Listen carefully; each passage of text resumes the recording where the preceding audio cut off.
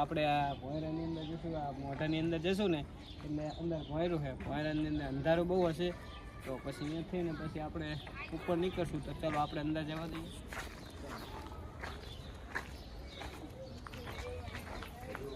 અંદર આવી ગયા છીએ તો અંધારું હશે, ચાલુ છે ને દેખાતું નહીં.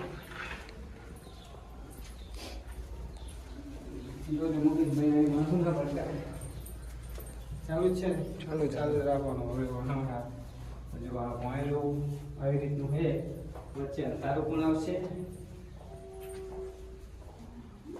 આ ભોંયરાની અંદર શું કે અંદર અલગ અલગ માતાજીના બેસણા છે. જો આગળ હજુ પણ આપણે ઠેઠ ક્યાં નીકળશું જોજો, આપણે ઉપર નીકળશું કે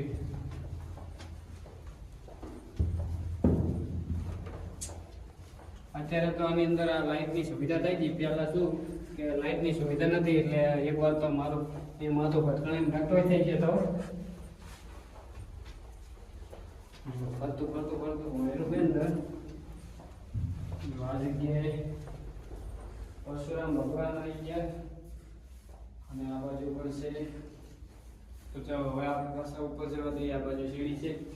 જો આ દરવાજો અંદર છે પણ જવા એવું નથી. અહીંયાથી બહુ સીડી ભરો મુકેશભાઈ ઉપર, તમારું માથું ના ભટકાય. અત્યારે શું લાઈટ થઈ ગઈ ને એને હિસાબે તો જાય હોય ઘણું. આજે ધ્યેય પણ ભૂગા મહારાજ આવી ગયા. આ જગ્યાએ વ્યારે માતાજી શેષનાગ અને ચામુંડ માતાજીનો મૂર્તિ છે. તો હજુ અહીંથી ઉપર જવાનું છે.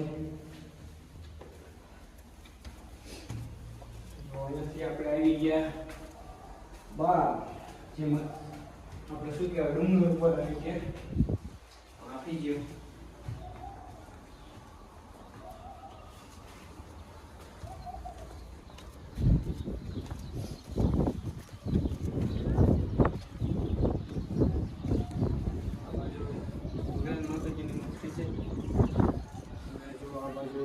આવી રીતનું છે. તો આપણે ઉપર આવી ગયા. તો કેવું લાગ્યું ભોંયરું રામદેવપીરની મંદિર? તો હવે આપણે અહીંથી જવા દઈએ પીપળી. તો બંને વિડીયોમાં ઘણું જોવાનું બાકી છે, મજા આવશે. ચલો હવે પીપળી બાજુ જવા દઈએ. તો મિત્રો જુઓ, આ પથરા ઉપર પથરા રાખવાનો મતલબ શું તમને ખબર છે? તો અત્યારે મેં એક ભાઈને પૂછ્યું ને, તે પથરા ઉપર પથરા રાખવાનો મતલબ એવો થાય કે જુઓ તમે આ બાજુ છે, જુઓ કે આ ભાઈએ 1 2 3, આ ભાઈએ તો 1 2 3 4 5 6 7 8. એટલે આનો મતલબ એવો, મેં અહીં એક ભાઈને પૂછ્યું કે અહીં તમે જેટલા પથરા ઉપર પથરા મૂકો ને એવડું મોટું તમારું ઘર બને. તો આપણે તો પહેલું એક માળનું જ ઘર છે, તમે વિડીયોમાં જોયું જ છે. તો આપણે બહુ એટલું મોટું બનાવવું નહીં. તો ચલો આપણે પણ પથરા ઉપર પથરા મૂકી અને આપણે પણ આપણું માનતા રાખી દેવી. ઘર આવું ભગવાન માતાજીને તમે બધા સપોર્ટ કરો તો બની જાય. તો અહીંયા આપણે ગોઠવી છીએ. જુઓ આ એક માળ, પછી આપણે બીજો પથરો ગોઠશું. તો જુઓ આ 2 માળ અને આ 3જો માળ.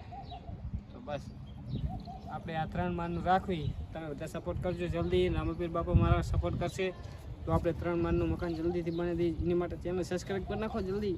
તો ફાઇનલી મિત્રો હવે અમે શક્તિનગરથી હું મુકેશભાઈ હવે નીકળી જાઉં. મુકેશભાઈ ડ્રાઇવિંગ કરે છે અને આપણે પાછળ બેસશું. શું આપણે બ્લોગ ઉતારવાનો એટલે આપણે પાછળ જ બેસવાનું, એટલે બાઇક ચાલુ થઈ ગયું ને તો હવે ચલો બેસી જાય. તો હવે જવા દઈએ પીપળી. ત્યાં નીચે તારીને દર્શન કરીને આગળ જશું ઘરે. ભાઈ બાઇક ચલાવે તો ચલો આપણે જવા દઈએ પીપળી. મળીએ પીપળી જઈને.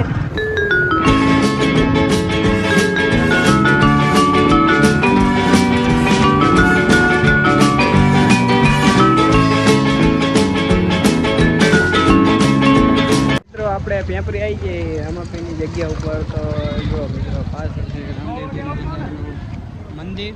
તો ચાલો આપણે રામાપીરના દર્શન કરીએ. ત્યાં આપણે શક્તિનગરથી ડાયરેક્ટ અહીંયા પહોંચી ગયા. ચલો હવે જઈએ રામદેવપીર મહારાજના દર્શન કરીએ. ચલો અંદર જઈએ. ચલો તો અહીંયા ચંપલ ઉતારીને આપણે જવા દઈએ અંદર.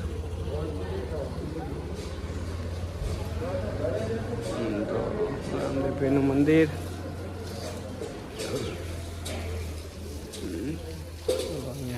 ઝાડવાને પાણી પીવા છે કાકા, સરસ કામ કરી રહ્યા છે.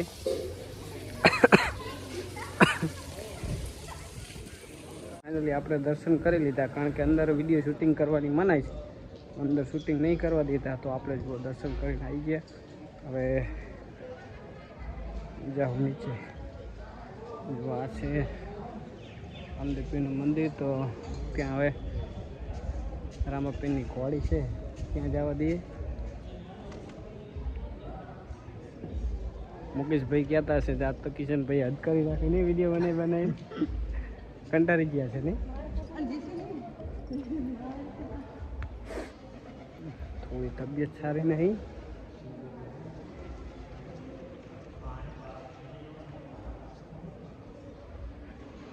છે રામદેવ પીર મહારાજનો અહીંયા કાચની અંદર છે. જો આ જગ્યાએ 10ની નોટ નાખે ને એટલે અંદર જતી રહે.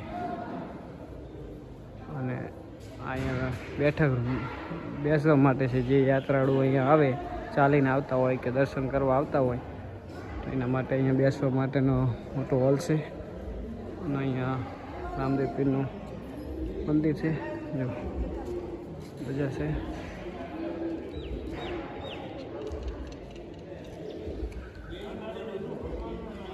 આવીને આપણે ચાની પ્રસાદી લઈ લીધી. જો અહીંયા લખી છે, જો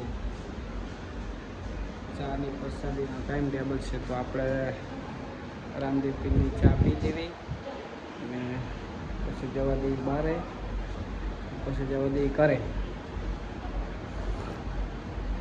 તો પાતળી જવા દઈએ. પછી